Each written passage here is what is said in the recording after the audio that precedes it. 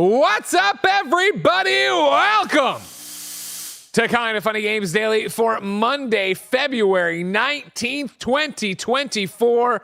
I'm one of your hosts, Greg Miller, alongside Forbes 30 Under 30, a.k.a. the second best baby blues in San Francisco, a.k.a. the engaged one, a.k.a. the New York Times quoted at Tim Geddes. Let Tim host. How was your weekend? It was great. How was your week? You were in DICE. You were in Vegas. I did everything, man. I've been Windy all over City. this world. Yeah, city of brotherly love, Las Vegas. You know what I mean? You know, you're never far from my mind, Jen's mind. But when we were riding in our limousine. Oh, right? yeah? DICE treats me like I actually matter. They really fucking do real quick. Because, Greg, you would sell his names on the actual DICE Awards thing. It's like the DICE Awards. Hosted by Greg Miller and Stella Chung. It's like, goddamn. And then all the step and repeat walls. Yeah. Your name is gigantic. I know, man. I I love know. it. Don't worry about it. Did you see the animation of us at the end fighting too in the intro credits or whatever? Gold. Yeah, they did a great job this Absolute year. gold. Thank you, Noodle House, of course, who does that. But as soon as we cleared the airport in Vegas and then you can see the whole strip, the Sphere was there. And Jen just goes, you know, the Sphere is Tim Geddes if he was a location. I was like, yeah. The nicest yeah, thing anyone's ever said about me. Yeah. How was it? You got to see it with your own eyes. I did. I mean, out up close, you know what I mean? Like, I'm there for the job. It's dominating, though, I hear. Yeah. It's No matter where you are. I mean, with all due respect to Vegas, right? Like, the strip in general and their skyline does just look like a bunch of buildings got thrown up in Sim City. So it's like, whatever. It doesn't look out of place, I don't think. I don't know. It's like how I'll never forget when we did Kind of Funny Game Showcase. And you put on the one shot where we had Salesforce, like Salesforce ruined our skyline or whatever. And I was like, oh man, like I feel that, I understand. But it's like, did Vegas have a definitive skyline that, you know, people were like, oh, this is gorgeous before? Yeah. Fucking just stealing landmarks and putting them on the strip, acting like you have it. You know what I mean? True, man. Oh, we have an Eiffel Tower. We got a Statue of Liberty. Congratulations. All right, you got an M&M store Here's too. a You got pyramid. Yeah, exactly. Now it's just a giant Dorito. That was. Oh, yes. It looked fine. It looked good. Yeah. Whatever. Yeah. I'm very excited to go to it one day. I'm waiting for someone to have a residency of consequence. Because I'm no hate on U2. I just don't know U2 like that. Yeah. You know? Yeah, the one iPhone album, and that's it. Exactly. Which I didn't listen to. Yeah. Do you know anyone that listened to that? No, nobody was. I don't know. I have Everyone no. was mad. It was like a cool idea that I don't know anybody who was excited about in the end. Well, it was a cool idea that everyone then turned on immediately. Yeah, Like, this is the worst idea. Yeah, because you couldn't get rid of it if I remember correctly. Yeah. I just God, didn't what a want that fucking shit at the disaster. time. You know what I mean? There's rumors of a Beyonce residency, which that sounds wild to me, but like that's the type of thing I'm like, I'm going to Vegas, baby. What do you think of her country album? Or the one? Did it already country come song, out? like- I don't She just one country song. Yeah. Texas Hold'em. Yeah. It's good. Cool. It's good. Yeah. I'm a Beyonce fan now, right? Good. Oh, okay. This is all it took? Yeah. Nah, I Happy liked for you. Beyonce before. Happy Don't get me for you. wrong. Don't get me wrong, but this was a good one. But anyway, DICE was cool. DICE was awesome. DICE was great. Had a fantastic time. Another great show. Thanks for all your support, everybody on Twitter and all that jazz, and people who showed up to watch. Remember, if you didn't watch, you're not allowed to bitch about the Game Awards now. Yeah. Got to connect with a lot of cool people again, obviously. Had a bunch of cool meetings that I need to talk to you about and tell you things from, and everybody's really happy with Kind of Funny. They're really excited about what we've done here. That's really fun and cool and neat. Couple things I want to say. One, Greg, looking at the calendar here while you were there, and like we just had the whole team here. The amount of people that came up to me like, hey, wait, is Greg really talking to this person? I'm like, yeah, he is. Is he really talking to them? Yeah, he is. Yeah. Pretty cool stuff. And then the second thing I want to say is congratulations. You absolutely crushed it. You and Stella both did such a good job. This is now your 8th year doing this. Yeah, this is and my we 8th take it for granted. I definitely take it for granted. I just like, oh, Greg's doing the thing. No, you're hosting the DICE Awards. You're looking awesome. You're doing something really special and really important, especially with all the conversations going around. And obviously, it takes an entire team to do it. Shout out to Drucker and the rest of the writers. Devin. Sorry, who? Devin, who helped write the little opening bit. Is it a monologue if there's two people, or is it a dialogue? that's a great question. We were talking about this last week. We all call it the monologue, so I think it's still Yeah. a monologue. Yeah, because you're just talking at the audience, I guess. But yeah, that's a good point. It's an opener more than anything. But Yeah. Well, you guys crushed it, and I just feel like it was awesome to see again, and it continued to be this cool. But like, I feel like this year was more important than the other years, for better or worse. You know what I mean? We're just how the industry is right now. Sure. But I thought you guys did a great job. You know, it's a big one where I got to shit on Embracer Group and Bobby Kotick, but everyone only cared about the Embracer Group joke. That's the only one that broke out. I was like, I'll take it. You know what I mean? Yeah. But you just enough need about one a that. year. Huh? One breakout a year. Yeah, exactly. Yeah. And that's all really counts. And You know, on top of people that- who are watching live are like, oh, I was, of course, again, not that many people watch live, you know what I mean? So I was over on Reset Era, going through their thing, and then when people are like, that joke sucked, but you suck. You know what I mean? Like, yeah, but that's the thing, man. Look, when it comes to that type of performance and all eyes on us and like what the point of that situation is, it's going to be cringy at moments. I feel like no matter what, like you're never going to please everybody. It's literally impossible. You're talking about something that people watching love, and you're pointing fun at it. You know what I mean? So like, no matter what, like that's either going to resonate with some people or piss people off. Like there's such a fine balance, but I think you guys did such an amazing job. Yeah, there we go. Okay. Did such an amazing job of like leaning into that, and like your bit you have with the shots when a joke doesn't work. It's just good, man. It's just like you guys are professionals, and I think that like you don't get enough credit, so I want to give you the credit you deserve. Thank you very much, Tim.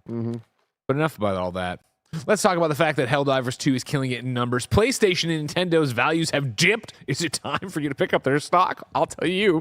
And more, because this is Kinda Funny Games Daily. Each and every weekday on a variety of platforms, we run you through the nerdy video game news you need to know about live on YouTube, Twitch, and podcast services around the globe. If you love what we do, support us with the Kinda Funny membership on Patreon or YouTube, where of course you could get all of the shows Kinda Funny Games Daily ad-free. You get all the other shows ad-free. You can watch the podcast live as we record them, like the Kinda Funny podcast. So we'll be recording this afternoon, when I will tell you how my friendship with Todd Howard won me $1,000 at the casino. Oh my God.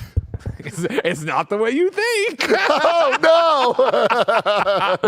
Wow. That's that afternoon, and then of course you could get the daily Greg Way vlogs we do each and every day here. When I'm not here, you got people like Snowbike Mike Blessing and Roger doing them, because he did one apparently, but it didn't go up on Friday. But we're figuring that out. It'll get up in a second. Anyways, though, I digress. No bucks tossed away, no big deal. YouTube, podcast services around the globe. Like, subscribe, share, all that jazz for a chance. What? Just keep on. What'd I say? You said globe funny. Globe. Yeah. For a chance to be part of the show, submit your thoughts and opinions as YouTube super chats as we go to be read live right here. Time for some housekeeping. In case you missed it, a new Kinda Funny Games Showdown is up. It's over on youtube.com/kindafunnygames, and I assume Mike brings home my second star. That'd be an assumption to make. I hate him. And really who I want to blame. Well fought battle, I will say. Who I want to blame is Tam. Yeah. You know? Mm-hmm. Fucking Could have been him. Oh, I gotta go to Dice. I saw him. You know what he did? Jack shit. Yeah. I saw him in one meeting. All right. I was meeting with Andrew Renee. He was meeting with a PR person. Yeah. He could have been winning you stars. He's over there. Like, what are you doing, Tam? Was it worth it, Tam? Was going to the Dice Awards, sitting like a bump on a pickle, watching me fucking kill it? Was it worth it? How does his mind work? How does a bump on a pickle even? That is a thing I have never once in my life even thought about thinking about. Oh, that must be a big Midwest thing. Yeah. A bump on a pickle. Kev, how do you feel with this bump on a pickle situation? Bump on a log. It's wild. A bump, it like makes sense. Yeah. But you gotta think about it real hard. Just saying, you know what I mean? Pickles are good. They are. I'm very tired. Thank you to our Patreon producers, Carl Jacobs, Streakin' 8 Easy, and Delaney Twining. Today we're brought to you by Final Fantasy VII Rebirth. Final Fantasy VII Rebirth. Here's what I'll say. Yeah, please do. Is over the weekend, leaving, I think maybe it was as soon as, it was on our drive back from the airport to the house on Friday, right? I went to get off on get around a car that was going really slow, and I accelerated, and like the car skipped a gear, so I kind of got like stuck, but I wasn't going as fast. That's how my mind is right now, running on, I'll say, grand total from over the night, between 2.5 to 3 hours of sleep. Yeah, and that's in like 15-minute chunks of Ben letting me get a little bit before he freaked out again. So you're gonna get what you get today, ladies and gentlemen. All right. If I had my sunglasses on and my Versace vest, I'd say enjoy the ride. I'm gonna take you on. All right, and that's what it's gonna be. Today we're brought to you by Final Fantasy VII Rebirth, but we'll tell you about that later. For now, let's begin the show with what is and forever will be the Roper Report. Time for some news.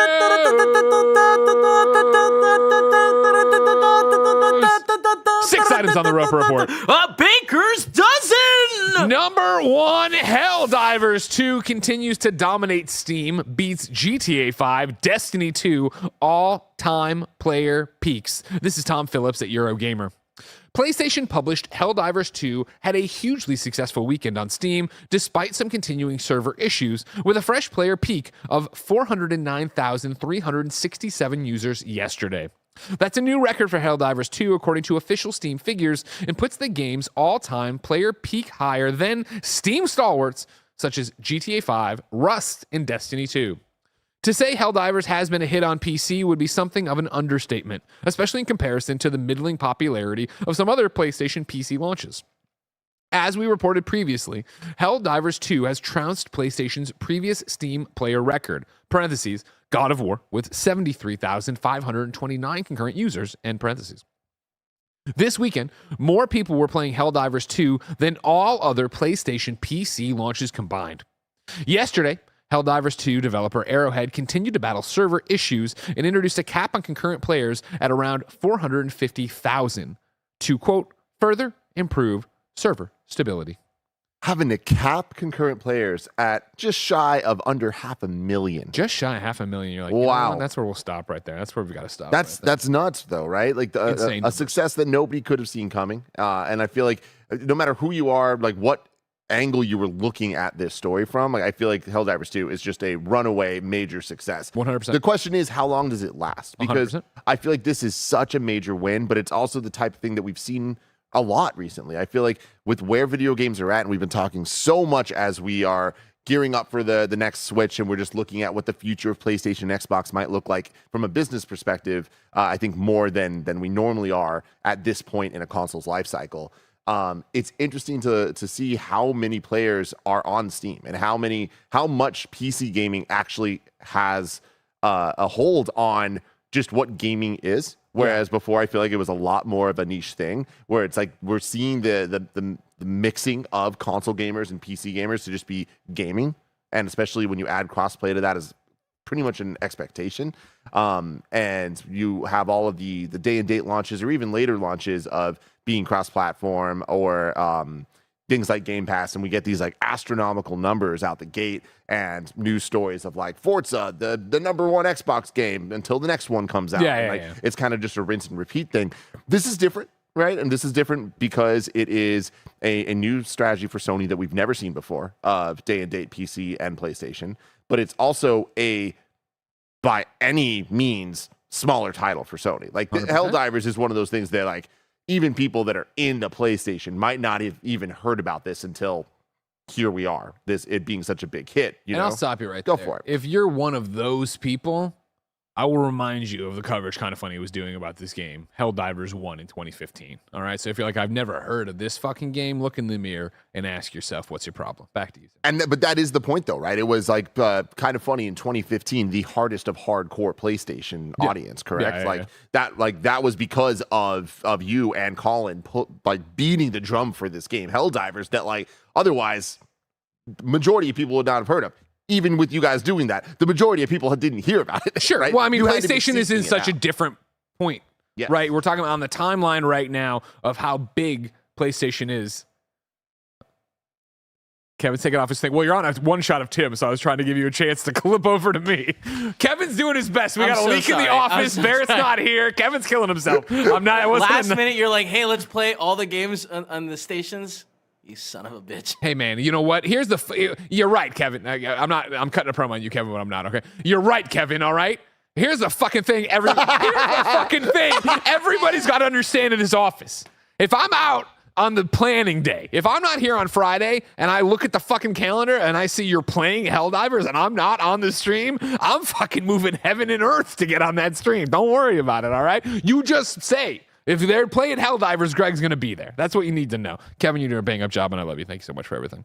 Anytime, bud.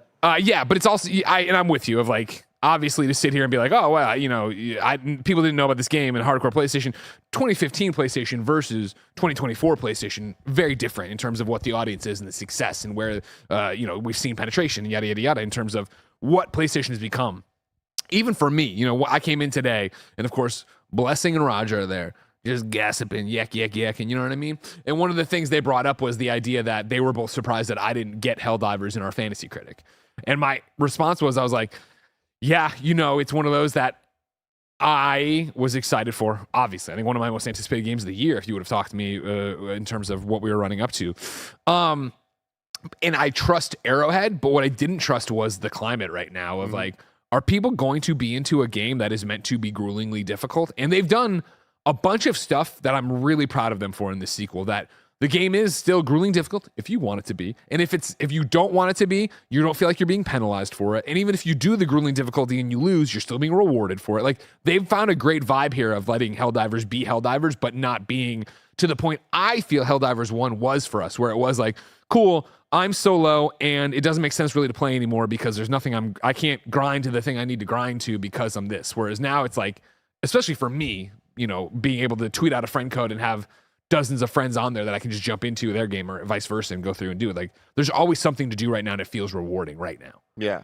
And so that's the thing. What's interesting about this is the astronomical numbers, like the major success, like critically, like it's like people are loving this game. It's not just, oh, a lot of people are playing it. It's like people are loving playing it. Does. I think there's a stark difference between this. And I did put a tweet in, Kevin, when you can eventually pull it up. It's not really relevant to this argument right now. I think there's a stark difference between this and Pal World, where I think Pal World was the, oh, it's memeable. Oh, it's not bad. Oh, it's Pokemon with, blah, blah, and everybody enjoyed it for a while, and it seemed to like fade really quickly. And so, and that happens all the time with big games that come out, right? What happens with this game that's having a big moment? Back to your question of, cool, you had to cap it at just under 500,000 concurrents, right? You assume both PlayStation and Arrowhead are like, shit, all hands on deck. Let's get everything we can this week in line to be awesome so that when we get to next weekend, we can have another, hey, because they did, you know, extra XP this weekend. I'd assume next week to try to make up for shit not working right. Next weekend, I assume it's something similar, right? Of like, we've added more servers, we've done this whole thing. Let's get everybody in there again and have a great time and play. And this is what you're going for. And like, how do you maintain that? How do you keep that going? So that's an excellent question, but I will also say, like, it's not like Power World just fell off, though, right? Like, I feel like Power World is still like dominating, like insane numbers. Sarah Bond is clearly obsessed with it. She wants it on every screen possible because every screen is an Xbox. That's the future, man. But like, jokes aside with that, it's like there's just something happening right now where there is this shift that, you know, we've spent the last couple years looking, maybe at least last year, looking at PlayStation and their live service plans, multiplayer plans, like games as service plans, whatever you want to call this, like PlayStation's plans to not do the thing that they've been doing that's been super successful for them for the last generation of single player focused games. And they're still doing those, but we don't know what they are at this point. What we do know is a whole bunch of these games that we all look at and go, I don't know about that. And I feel like Helldivers 2 was the one that Greg Miller looks at and goes, well, I'm excited for this because it's Helldivers 2. I don't think you were looking at it as like, oh, but that's going to work. You know, so now that it worked, did they do the thing? Is it done? Or is there a need for them to have this level of players? Obviously not this level, but like a high level of players 4 months from now, 6 months from now, a year from now? Or is this the business model that just worked for them and like they already got the win? Interesting question. I think they expect attrition. There's no way not to. I think they do expect. I do not think this is the ceiling on their concurrent count. I think they will add more servers. They will lift this thing, and you will have a, hey, we're doing a double, triple XP weekend this weekend. Get in there and have fun. We're sorry for it. If you log in right now, you're going to get all this stuff because you lost stuff from, you know, when it was not running well and yada, yada, yada. I think they have a make good that spikes the numbers again. And I think, again, the biggest thing right now is the fact that even with the inability to log in and play the game on Friday, Saturday night, right? Both of those, I had to sit there and wait. I just left my PlayStation, my portal, just let it sit there for like 10, 15, and I would check in. I was in my thing. I was like, okay, let's play. And I was actually pretty actively watching it. I wasn't just letting it sit there. Even with that, even with before I went to DICE, there being a bug that I had opened my friend code thing, which then locked up my game and I couldn't log in anymore. I was expecting some of these reviews to hit and really lambasted for that. It's telling that even with all these problems, the reviews have been glowing. That they have been 9 out of 10. They have been 5 out of 5, like what we did on our in-review, which I still, or our review so far, which I still stand by, you know, many hours later. Let me stop you there, actually, because I do feel like despite all of this, I imagine there's a lot of people even listening to this show right now that still haven't given Helldivers 2 a shot, just despite its success with others. Can you give your current thoughts on the game and who it's for and who it's not for? Interesting. So you want me to start from scratch when you say current thoughts, or you want me to, just like pitch people, they've now heard the conversation of Helldivers and kind of what it is and why it's successful. But from your perspective right now, like for people that have not yet played Helldivers 2, if they have a PlayStation 5 or Steam, like who's it for, who's it not for?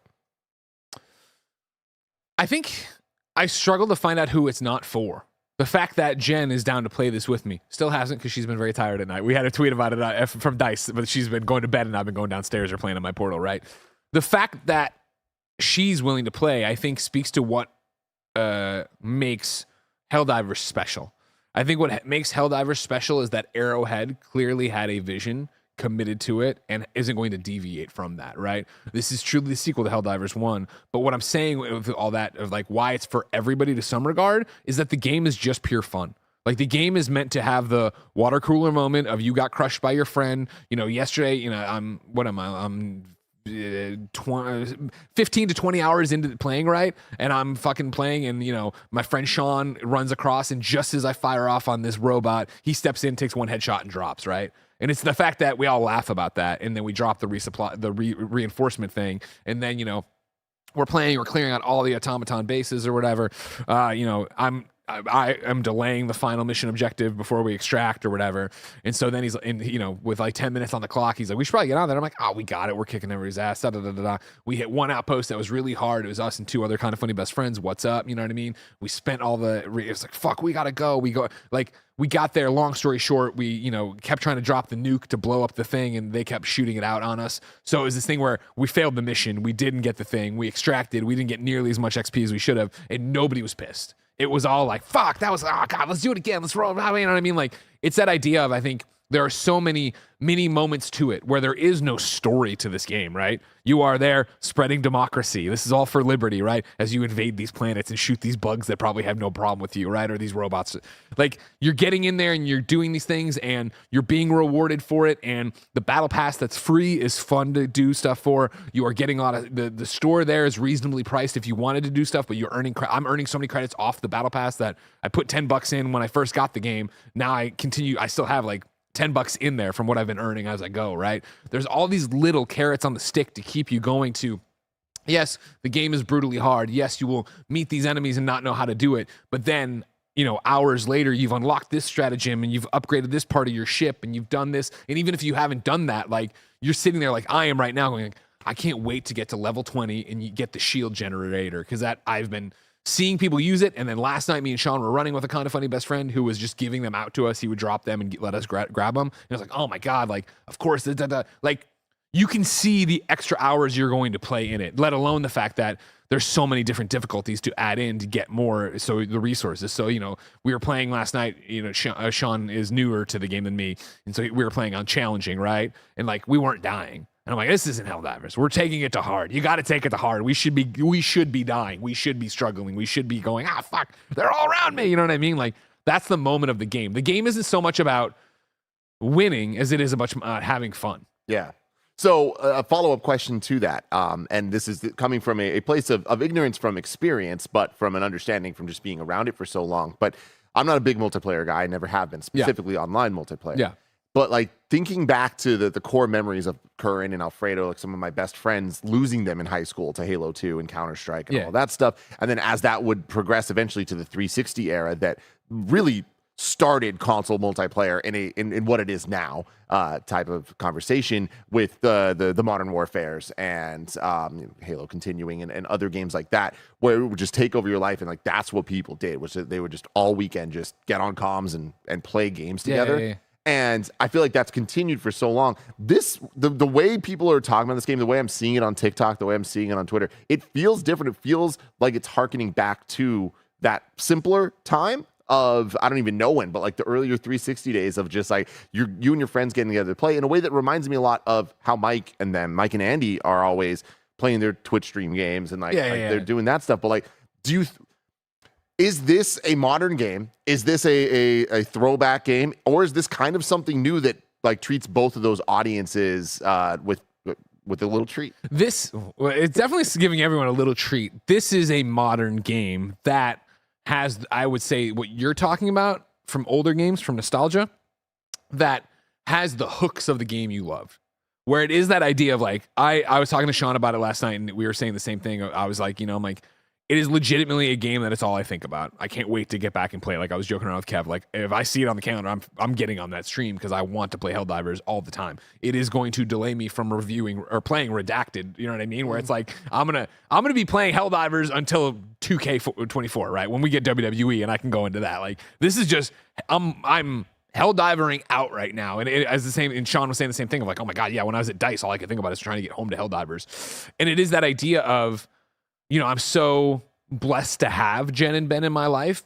And if they weren't here, like it would have been a come home from Dice, order the pizza, and I'm sitting there. And if I'm awake, I'm playing that game, right? Yeah. Just getting the XP and doing the thing. Wow. Like, but even though I didn't do that, like, and this is the other thing I think that's really special about the setup of Helldivers is that even though I couldn't do that, and so we'll see in a second when we stream. I think I'm level 13 or 14 right now, maybe 15. It doesn't matter. But I'm teens, right? Early teens.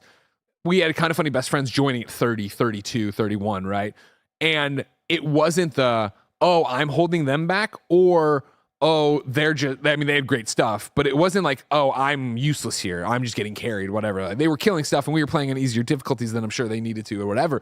But it was that idea of like, it was truly like, I start the game if I'm waiting for somebody to sign on or I don't have anything that I want to go do, I'll look at on my friends list, which is the in-game friends list, and see whatever he's doing, and then just jump into random people's games. And it is that thing of if I jump in their level 5, great. If I jump in their level 20, awesome. It doesn't matter. Like there's this balancing act there that's really good. Of like, don't get me wrong, it's a hard game. You're supposed to die. There's definitely things of oh shit, I don't have the right loadout for this or that, the other. But it's like I still feel like I'm contributing, and even if I bounced off, I don't feel like I'm fucking them over.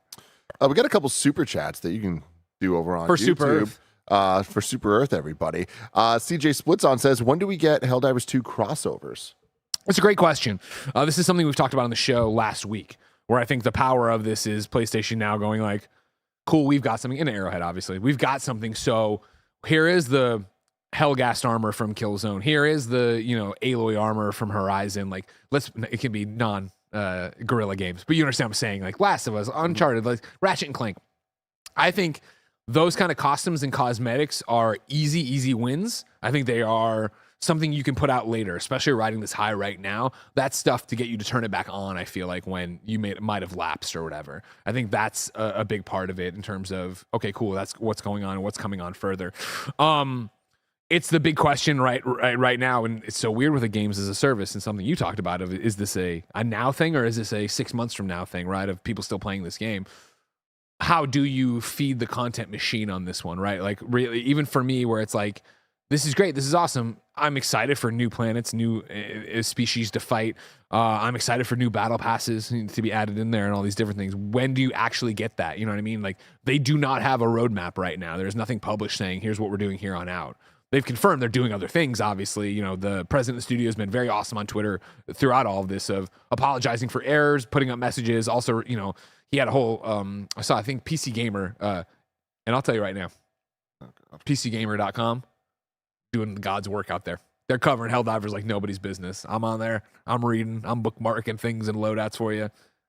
Got them, folks. They got them. Tell you right now, I've seen the people talking about how many concurrents are on Steam, and then you talk, like a lot of PC players are playing this game. A lot of PC players are supporting Helldivers too, all right? Maybe I got to take some things back, but I'll think about it, all right? I'll think about it. But there is this idea that like the president was talking about, people asking, well, are you going to add PvP for it, right? Because it's just PvE. And he's like, absolutely not. He's like, there's a lot of great games that do that. Yeah, that's not what we're doing. And again, very cool. This goes back to why this game is a success, right? And why I think it'll continue to be a success is the idea that, guess what? Arrowhead for 9 years, worked on this game to some regard. I'm sure it wasn't the entire time, right? And literally are like, we are making a game. This is the game. This is the vision. It will be obtuse on purpose. It will be cumbersome on purpose. It will be all these different. It will be frustrating for people. It will be hard. But it will be this. It will be $40. It will be a smaller experience. We will, set expectations and outkick the coverage, and then get into this delightful spot where you have an audience that again is so into it right now, and even people being into it, I don't see them being like, but what next? What next? What next? We say that because we're here talking about it. But when I'm playing it, I'm more like, I can't wait to get that harder difficulty. I can't wait to unlock that next thing. I can't wait to da-da-da-da-da. So I got a couple more here. Staying in line with the crossovers, Street Shadow says, I think a smart thing they did was play with 2 enemy types. Arrowhead and Sony can drop another race in 6 months and reinvigorate the game. Maybe the Chimera from Resistance. Brilliant. Yeah, that's another great one, right? Of being able to drop that in there and like that kind of crossover. Yeah, it would be huge. Yeah. And I guarantee you, we were talking about it last night, and obviously if you're playing the game, it's very similar to Helldivers 1, but you're playing the game, right? It's like you have automatons coming in from the left, you got bugs coming in from the right. There's still north and south to do something with on the map for Super Earth. So yeah, you expect there to be something like that. And again, I think they're doing such a great job of giving you the dailies, right? Of like, okay, cool, today it's heavy fog or heavy rain or whatever. Like there's this thing that's happening. And then, all right, here's your challenge. Here's the global challenge you're working on. Like there's so much stuff to go in there to drive you that I think even playing in to this point, like when you start unlocking the harder difficulties, you start seeing different enemies as well. So it's like, there's still so much content to discover and play in this game for me. That's awesome. How long are you going to play this game, Greg? Because Guitar Hero Arrow says, how's that Helldivers 2 Platinum? I saw, I believe it was Brian from PS4 or PS5 Trophies now, talking about this, and he was going off to get his. I plan on playing Helldivers for quite some time. I'm having way too much fun. It's crazy, me. So it's, the multiplayer games I'm typically drawn to. So it's like me and Sean but Sean's part of the Avengers crew. So at DICE, he was getting a drink with Goldfarb. I was like, you got to get on Helldivers. So this could be our thing. We all got to come back. You know what I mean? But it's still crazy to log onto my PlayStation and see Khalif or people I used to know at IGN or all these playing Helldivers. Like last night, there's a pro tip for you if you want, ladies and gentlemen. If you ever get the screen where it's like, oh, servers are at capacity, sit here and every 30 seconds or whatever it is, it refreshes for you. You have a better shot of getting in the game if you just randomly join on somebody. So last night I booted the PlayStation, went to play, and it was like, oh, Mike Aransky's playing Helldivers. Joined on Aransky, loaded me right in, saw that he was a level 1 on his ship for what I assumed was the first time, and I was like, all right, peace out. I just left immediately. Didn't say anything on the mic, just got in, out, went about my business, got back to my ship or whatever. But like, it's crazy to see a game that like I'm so into have our friends playing it when it really isn't what. Usually I'm making friends here. And then Reaper Gaming 56 says, but so platinum. Oh yeah, I'm hopeful for the platinum, right? Yeah. Mike Aransky says nothing like finally getting a couple hours to play a game after a crazy week and get the screen over and over again. But again, he got in? He got in because I joined off of him. So where's the update tweet? Bad journalism, Mike Aransky. You know what I mean? Oh, yeah. Don't trust Red Bull's journalism. That's where he is, where it works. Anyways, the platinum itself is like, I don't know. Like, it's not something I'm actively chasing, which I appreciate. Because then when I pop the trophy in there, I'm like, oh, fuck, yeah, cool. What did I get it for? And I go and I look for it or whatever. Right now, I'm sitting at 25% of the trophies. I got 16 bronzes. There's a couple in there that seem like they would be not annoying, but more like, oh, okay, drop this, kill this thing by dropping a reinforcement pod on it, or, blow this thing's arms off, which seems not hard, but like, oh, a lot of things have to line up. By the time I would want to do that, I'm sure there'll be enough guides of like, oh, when you see this kind of thing, do this kind of thing, blah, blah, blah. So we'll see. Yeah. Not what this is what you guys are always telling me though. Play the games for fun, right? I'm playing this game for fun. I'm having a great time out there. We got a lot of super chats. We're going to read 2 more here about Helldivers, then we'll move on to the next story. Sure. But we got Reaper Gaming 56 saying, my cousin and I have been talking about jumping into Helldivers 2. Will we have a good time with just the 2 of us, or should we wrangle more friends? Ass to ass. Ass to ass. I appreciate that. Thank you for a Knockin' Boots callback. 2 is great, 4 is better. And the thing is, I think naturally you will find that in the game. You see right there, J67 putting out his friend code in the game right there, right? I think you can find it like that. I saw over on the Kind of Funny subreddit, people have already put it up. There's a million different ways to find people, but you have quick play and you have SOS beacons. And it really is, I've found that, granted, I've just put my code out there, so I'm getting people who know me from Twitter or Kind of Funny or whatever. I feel like you put that out there and people can just join you if you have your settings open. So like it is that thing of when Sean signs on, him and I load up a mission and we go out and almost immediately we're getting the thing of like, oh, here comes this person, here comes that thing. Once you put out those quick plays, once you put out those SOS beacons, usually what happens in my instance is like, it's not that I'm cycling friends every mission. It's then like, oh, me and Sean are with these 2 guys and we are with these 2 guys for the session. Like they're great. We're going to play with them. And if they're not, you could kick them or whatever. But even IGN, I think on like day 2 had an article up that was like Helldivers players are finding like, a code of conduct without speaking. Cause like mics are rare to a degree, I guess. I'm mic'd up usually in a private party with Sean or whatever, talking to him. But like when I'm just jumping into stuff, like lots of times there's nobody talking on mic, and it is, you're communicating via the pad and telling go this way, go that way, kind of thing, whatever, and you're having a great time. And then the last one here is from Casper J87 saying, why are sites/people accepting the fact that multiplayer games don't work week one? Sure, the game's $40, but it's unacceptable for a paid game to not work, in my opinion. I hear you, and I understand that, and I don't think you're so far off the mark, Casper. The problem, the long and short of this is that I understand the investment you're making, $40, $60, $70, $10, $5, $1. When you get a game, we can't sit here as fans, as show hosts, as just video game players, and have it both ways and be like, I can't believe layoffs are this bad. Why is this happening? X, Y, and Z. These are human beings. And then turn around and go, well, I can't believe they can't figure out the amount of server. Like, we just talked about how unexpected this is as a hit. Arrowhead is, of course, yes, this is a PlayStation published game, but PlayStation is run by people. Arrowhead is a small company. Helldivers 1 did not set the world on fire. So it is one of those things of they have to hedge their bets of, we think this will be enough and we will do it. And guess what? It wasn't enough because this went fucking insane and yada, yada, yada. So you have to wait 10 minutes, if not more. I know some people are like, I couldn't get in. I don't know if you really couldn't get in or if you just quit early on, right? Like, yes, it sucks. I am chief among them of the suck, where it was like, you know what I mean? Like, I forget what was happening when Jen at breakfast was like, how was Helldivers last night? This is earlier last week, right? Where I was like, I couldn't play. I got down there and I think I have too many friends and I think I fucked it. And it was like, I spent an hour, right? And like, especially for me as dad, husband, business guy, like the amount of time at home to play games is so limited, let alone my energy. To sit there and be like, I wasted an hour trying to get it work and I couldn't get it to fucking work. Like, do I want to rage? No. Like, it sucks. This sucks. And I know that, guess what? Arrowhead definitely wanted me playing that night. Arrowhead definitely wants me to have an unlimited amount of friends. They just didn't think that through because they're a small team working on this gigantic game. It's so gigantic success of a game. Yeah, it's so complicated. And like to Casper's point here, it's like it is unacceptable for people to pay money for a product that is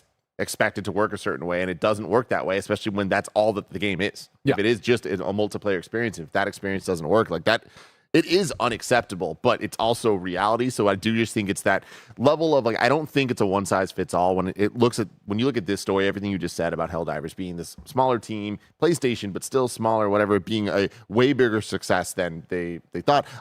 I think it's more about the follow through of what happens next. Yeah. And I think that the way that PlayStation and Arrowhead are dealing with this is the right way of like, yo, we're capping this. Like, they don't want to do that, but they're doing it because they're like, this is the best way to actually treat this correctly. I'm sure this actually works for some people. And I think that, like, to me, that's the stuff that's worth the $40. That's the stuff that's like, all right, cool. I'm investing in this where it's like, yeah, clearly they don't want it to be this way and it shouldn't be this way, but they weren't prepared for this. And I don't think they could have prepared for Helldivers 2 to be this big of a hit. And so that's the thing, right? But then I do think that flips the other way, especially for some $70 titles where it's like, well, you probably should have expected people to be playing Suicide Squad. You know what I mean? Or whatever it is. And well, that's a different... But you get what I'm saying. Yes, you should. You should expect that people are going to be buying a Suicide Squad Justice League game and expecting it to work, you know? It did work though, right? What's up? Didn't it work? Well, yeah, there was it's that whole type of fucking thing of like, did it work for everybody? And that's the problem. It's like you buy these things and you expect things to work. Yeah. We've seen it time and time again of like day 1, day 2, week 3, whatever it is. And you're right. And again, I think I said that. You're not that Casper was wrong, right? But it's the fact of like, I like your idea of the follow through and the follow up to it, right? You can go to the CEO of Arrowhead's like page, right? His Twitter page, and you see him live updating you on it, talking about this, apologizing for it. Again, weekend 1 where they knew it wasn't going to go well, they were still like double XP for everybody. Sorry that you're gonna have to put up with some shit, right? But like, you know. He puts this tweet up, right? I should have put it in the thing, so I'll just read it, whatever. I'm completely exhausted by the success. So is the team. Many, many late nights on call, emergency meetings, discussions around server capacity, shards, capacity units, CPU utilization, login rates, and CCU. Tired, but very, very pleased. And this is like a roundup he does of the entire week, right? Of going through of like, they're human beings. They're trying and they're communicating. That's the other thing we always say we want is communication on this thing. And so, yeah, I would have been incredibly bummed if I had like done the thing I've done before where I take the day off, or I send Jen and Ben away for the weekend and I can't play it, or it's a pain in the ass to play, or, like one of the big things I guess too for me, like making excuses, I'm sure the comments will say for it, is the fact that like in the grand scheme of things, of the problems they had, like they weren't that bad. Like, Friday night it was that I was playing and we'd finish the thing and it would say I'd get the XP and the XP wouldn't immediately fill in. And then of course what happened is I turned it on the next day and it had all filled in, and I had like tons of currency to go spend and do because of it just caching later, however it was. And it's like, even that, when it wasn't working correctly, I was playing it, and I guess that's the big thing about it. I was playing it and having such a great time that I wasn't sitting there going like, fuck, I'm wasting my time. I'm not getting done what I want to get done. This sucks. Yeah, absolutely. Helldivers. Still a 5 out of 5 if you ask me, ladies and gentlemen. You know what else I think is a 5 out of 5? That Kind of Funny membership. Of course, over on YouTube or Patreon, you can get your Kind of Funny membership and get each and every episode of Kind of Funny Games Daily ad-free. You, of course, can watch us record the podcast live as we perform them, like this afternoon's podcast from Kind of Funny, the Kind of Funny podcast. And of course, you can get my daily video vlog series, Gregway. But you're not using your Kind of Funny membership right now, so here's a word from our sponsor.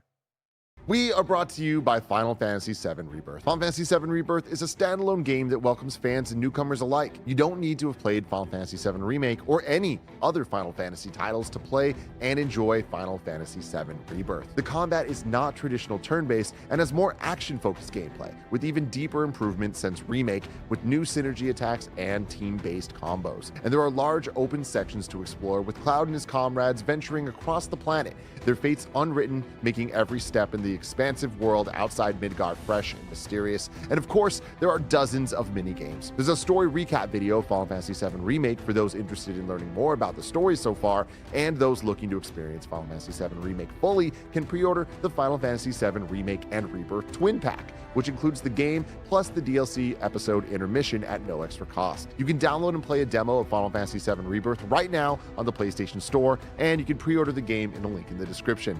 The wait is almost over. Final Fantasy VII Rebirth is out February 29th. Get hyped.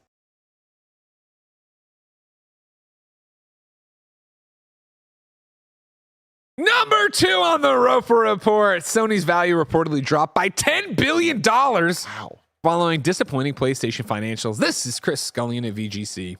A new report calculates that Sony's value dropped by around $10 billion last week, following its revised PS5 sales forecast.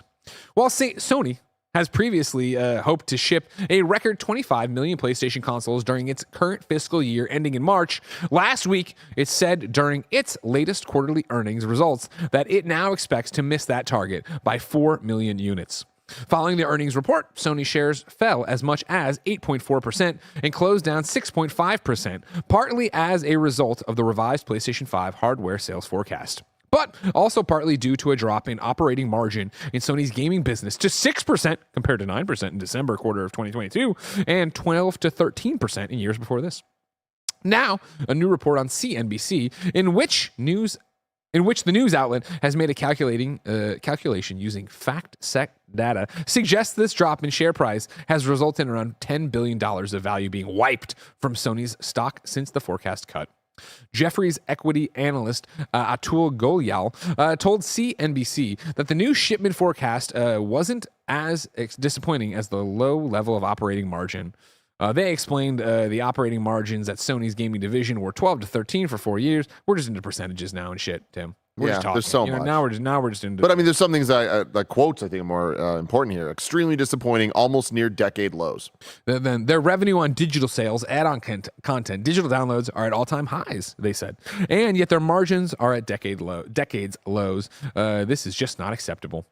During the latest quarterly financial earnings call last week, Sony said it expects PlayStation 5 hardware sales to gradually decline during its next fiscal year and confirmed its plans to release no major existing franchise titles during this 12-month period. Greg, I want to bring in another super chat here. Super chat. This one is... There's so many. I appreciate it. CTW says, I pre-ordered my Pulse Elites. I'm doing my part.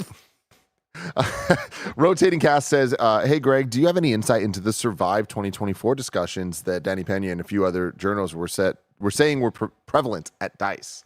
What a great question. Here's the thing. I will say yes/no. I did not talk Danny specifically, nor did I see this tweet.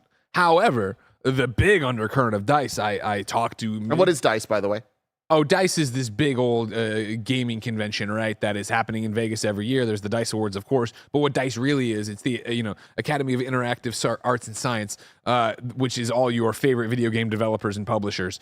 They come together to do their conference to learn from each other, of course, during roundtables, hear different things. Mostly though, it's business. Lots of business meetings of, hey, we're bringing a game. We need a publisher. We go meet with that publisher. Publishers coming off and talking to other people. Developers talking to developers about joining a team, doing this thing. It's all about business, the business of video games. So, I always talk about it. It's a lot of suits, a lot of, that kind of thing. You got a lot. It's not maybe the junior developers as much as the heads of the studios coming there to talk to each other and learn, and also get drunk and gamble and go to the DICE Awards. However, the conversations I had with many a different developer, many a different publisher were the things of like, we are, there's feast and famine, and we are in a famine, if not already moving towards a famine, where it is like there is less money to be thrown around to publish games. We talk about all the time about Xbox Game Pass, PlayStation Plus, these second-party relationships, like we're seeing PlayStation publish Helldivers, things like that. It's going to be harder, it seems, for independent developers, and I guess even just AA. Well, I guess that'd still be independent. Independent, not tiny developers, but independent developers not owned by somebody to get money, it seems, to make their games, because it just seems like people are tightening the purse strings and getting to a different thing. And so the survive thing here, it really is like, cool, are you prepared for a winter? Have you socked away enough money? And I think, you look at the years we've had here in the games industry of legitimately it's seeming like everybody acquiring somebody, everybody doing these exclusive Game Pass deals, Apple Arcade deals, PlayStation Plus deals, right? Like people throwing around money to make their service. It seems like that's over. And it's not like you'll never get another one of those games, but you're not going to get the plethora you did before. And I just named a whole bunch of very specific services. I did not have conversations with anybody about those specific services. I'm talking to third parties. It is very possible third parties were showing their games and they're like, these games suck. Yeah. Like behind their, under their breath or whatever. So that's so interesting because, everything you just said is kind of focusing on like the deals for the services, right? Game Pass or just whatever, those different. Or just getting exclusives to your platform. Exactly. But then we add that to this story of PlayStation stock dropping, all that, which makes sense because it's a direct response to the story last week of PlayStation being like, hey, we don't have any of the games you expect from us in the next year. So we don't have those games. We're not going to get these deals. It's getting really, really kind of scary of like what games they're going to be, right? It's that, the thing, if you haven't caught up on it, ladies and gentlemen, last year we talked a lot about the economy at large and economic headwinds we talked about, right? We talked very openly about, oh man, a lot of our advertisers are pulling it because they're worried about what's going to happen and da-da-da-da.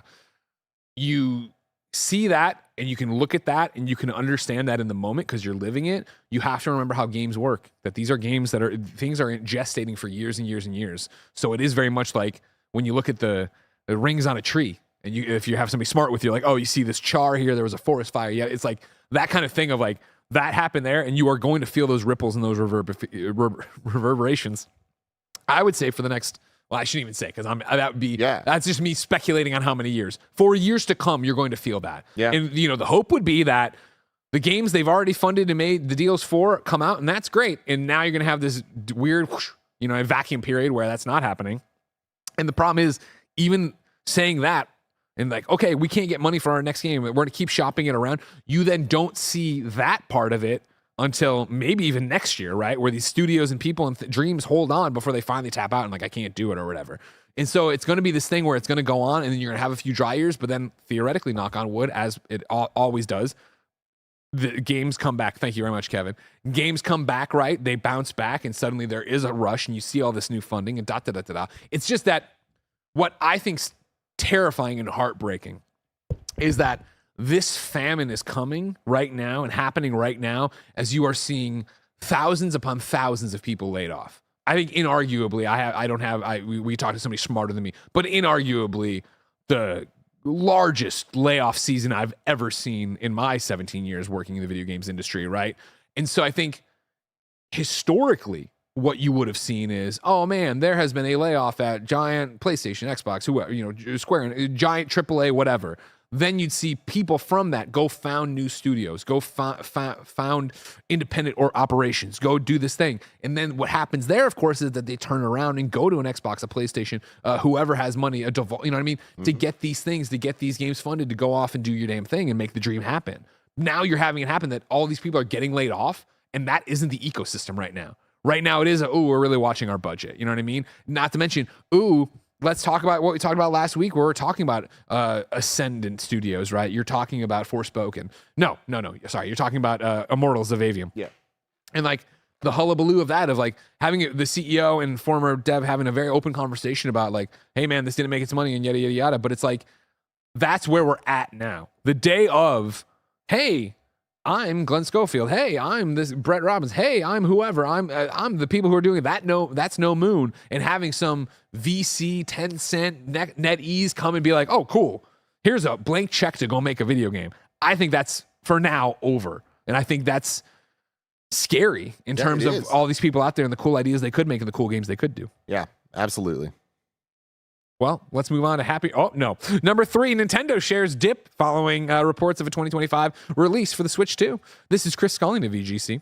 Nintendo shares have dropped in Japan following reports that the successor to the Switch will likely be released in the first quarter of 2025. A report last week by Brazilian journalist Pedro Henrique Lippi, which was then backed up by VGC's own sources, suggested that Nintendo has now told publishers this next console will launch in Q1 2025 instead of late 2024 as had been previously expected. However, as reported by Bloomberg, share prices for the company dropped on the Tokyo Stock Exchange following the report, dipping by as much as 8.8% before settling on an overall loss in value of 5.8%. This is business being business. Yeah. Like, Kevin, you don't got to run now. I know you're not usually back there. You don't got to run my stock. My Here Comes the Money song or whatever. But I'm telling you right now, this is the time to buy Nintendo stock. You know what I mean? Maybe even wait for it to get lower. I don't know. But it's going to come up with Switch 2. I'll tell you that right now. Oh, yeah, absolutely. And I feel with that, it's, there's so much here to break down. I know we're running long already, but just talking. I want to fucking play Helldivers if you didn't know. I know. All right? But talking through this, Greg, like looking at this story and the one we just read about Sony and like where the industry is at, talking about DICE and like the investments and the lack of all of that, looking back at what made these console makers successful in previous generations, or even just like when we talk about the exclusives, right? Or whether or not they're exclusive, we talk about like the big tentpole games for the system, right? And like looking back to PS3, like there were some, right? There were Uncharted, there were Last of Us, Resistance, Ratchet and Clank, like there were games, right? Big games, but they weren't coming out like multiple of them a year. Right? It was just like over the entire life cycle, there was the handful. Then the PS4 started the same way, and it had its runaway hits like Bloodborne and things like that. But it wasn't until later in the life cycle that we got this barrage that was unlike anything we had ever seen. And we were riding that high for so long, and we're over it, right? Yeah. And I think that kind of, all the record-breaking numbers that we talked about, of like there's more gamers than ever, more people buying game systems, the pandemic leading to more people being at home playing games, all of that. Not only were they buying more systems, they had more of these tentpole games to play at a ridiculous clip for a bunch of reasons, whether they got pushed up and backed up or whatever. But we had Last of Us and Ghost of Tsushima drop within months of each other, and that was followed up with just more and more and more and more. And now we're at this point where it's like, and now what? Yeah. And that's scary, right? But you look at the Nintendo side, and it's like, we've talked about this to death, but you take the 3DS, you take the Wii U, both of those had that problem times 1,000 of like great titles here and there, but not nearly enough and not nearly at the right pace. Switch completely solved that. It was just boom, boom, boom, game. But now we're at that point where it's like, can they do that again? And I think Nintendo in a better place than anyone else because of the scale of their games and the way that they make their games. But looking at this, I'm still for some reason holding on to hope that it is 2024 and that all this is. You won't let the dream die. I won't let the dream die, but that's just because I just am so happy as a gamer with the pace of Nintendo's releases, and that this feels so good to be able to get something that I'm looking for as the type of Nintendo gamer I am, at least once every 6 months. And then on top of that, pretty much every other month at worst, I'm getting something, or someone else is getting something that they've dreamed of, or something I'm like, oh shit, I haven't tried this yet, but let's jump into this, that Nintendo magic. And I want to see them just continue the momentum that they've had. This kind of like has that lull that I'm like a little concerned about that momentum, but also this, like, Nintendo knows their shit better than I do. Yeah. So if it is 2025, that's because it needs to be for them to continue to survive this way. So I think the momentum of the video game industry has changed already. Yes. And I think it will become evident as we go further. And I don't think it's going to be like, to your point, stick with me. Sam Roberts made a great point about WWE today on his podcast, Not Sam Wrestling, right? Which was the idea that when he talks to fans, he's like, these aren't fans of WWE who have been here for 20 years, 10 years. You know, he's talking. A lot of people I talk to are here for the first time in 2 years, right? So to bring it back to COVID, the success, you bought a console, you did the thing, you're there, blah, blah, blah. You're used to it just being the spigot of, oh my God, there's so many great games coming out, yada, yada, yada. Like, we're about to go back to something more akin to what we've lived through before, right? In terms of, it's like 2017. We're going to have a lot of great games, but not like everything's raining on us, yada, yada, yada. I kind of picked that out. I think that's right. It was one of those. The worst year for you to pick. Was it? With the Switch, I mean, come on, but I remember 2018's treated us so well. In 2019, I wasn't thrilled with. I don't know. You know how bad I am with dates. But I'm saying that we're going to get to a thing where it's like just a normal, okay, cool. We're doing. But that's, I guess that is the point that I'm making, Greg, is that like even those like years of the late 2010s, that was just when we weren't getting multiple giant bangers a year. We were only getting one. And I feel like this year might be the first year in a long time that we're not getting any of those, because it would be like, what is the big PlayStation banger? Last year had Spider-Man. This year seems to not, right? We have Final Fantasy coming. That's different. Like, you guys get what I'm saying here.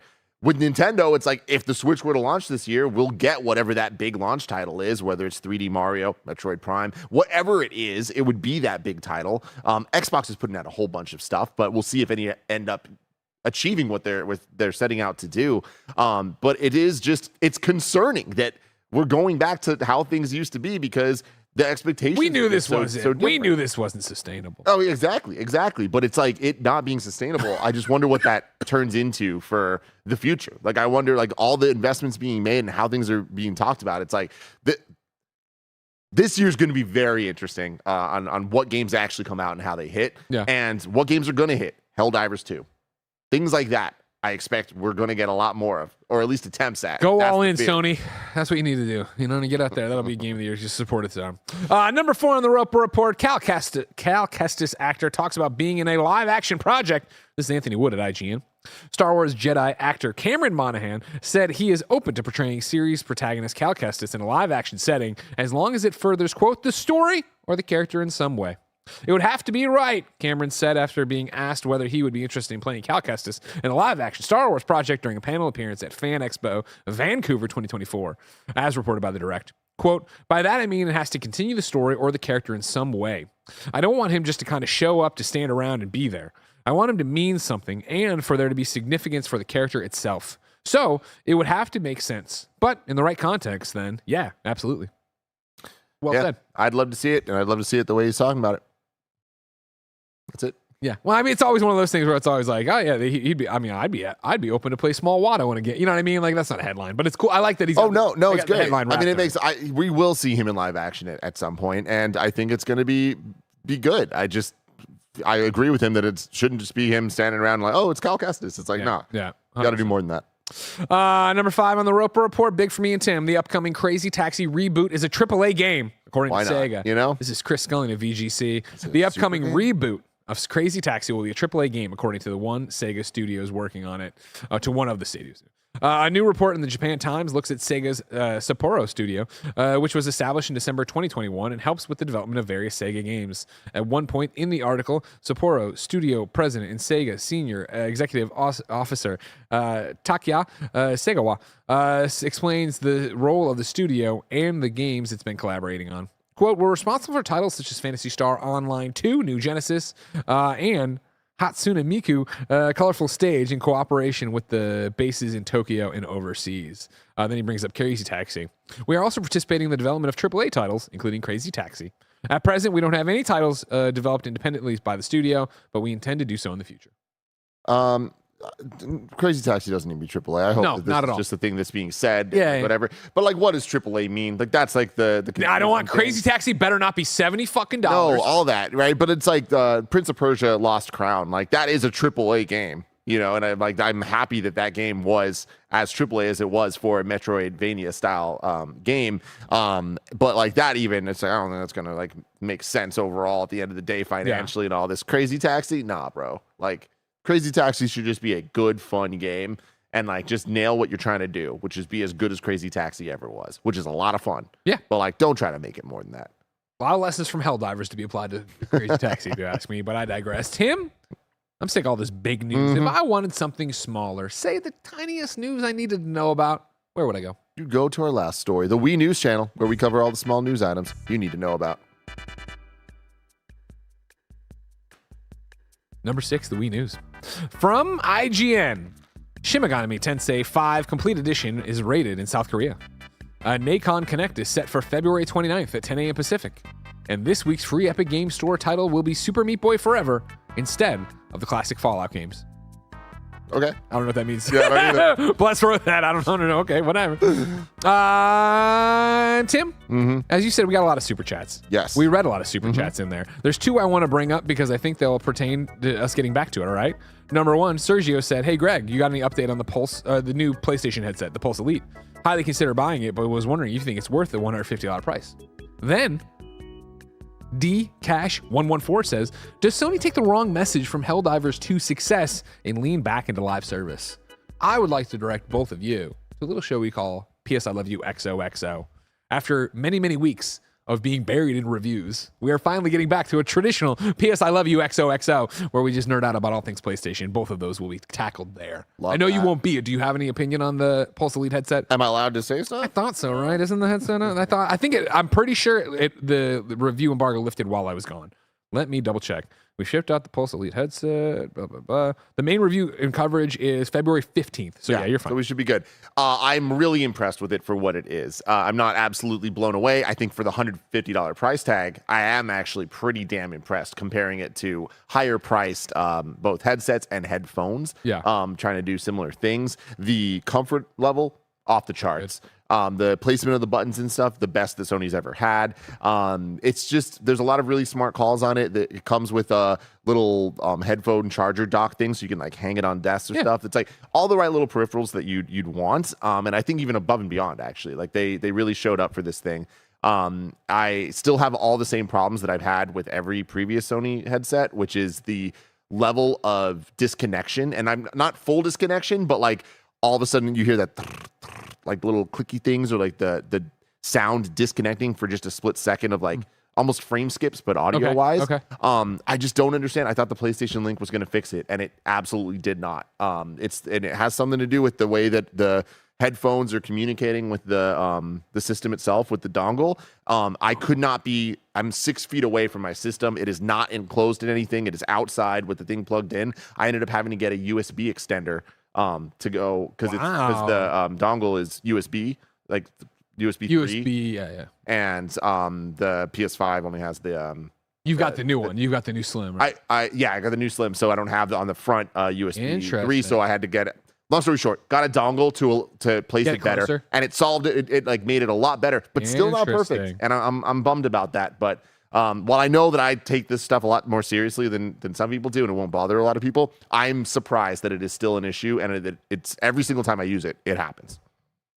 Me and Bless will talk about it on PS I Love You XOXO this week, where, of course, if you had a Kind of Funny membership, you could watch us record it live on Thursday. But I digress. The rest of you can get it on youtube.com/kindoffunnygames podcast services around the globe Friday. Usually we ask people to watch it right into kindoffunny.com/you're-wrong. Tell us what we screw up as we screw it up. We got nothing wrong. Hell yeah. That means, ladies and gentlemen, this has been Kind of Funny Games Daily. Each and every weekday, we run you through the nerdy video game news you need to know about live on YouTube, Twitch, and podcast services around the globe. If you like what we do, hey, get that Kind of Funny membership. You could see me tell a story about winning $1,000 in the Kind of Funny podcast this afternoon. Of course, you could also get all the shows ad-free, watch all the other podcasts live as we record them, including that PS I Love You I was talking about, and you'd get my Daily Greg Way vlogs, where I have a great time talking to you and hanging out, usually in my car. If you don't want to do that, like, subscribe, share, youtube.com/kindoffunnygames podcast services. And until next time, it's been our pleasure to serve you.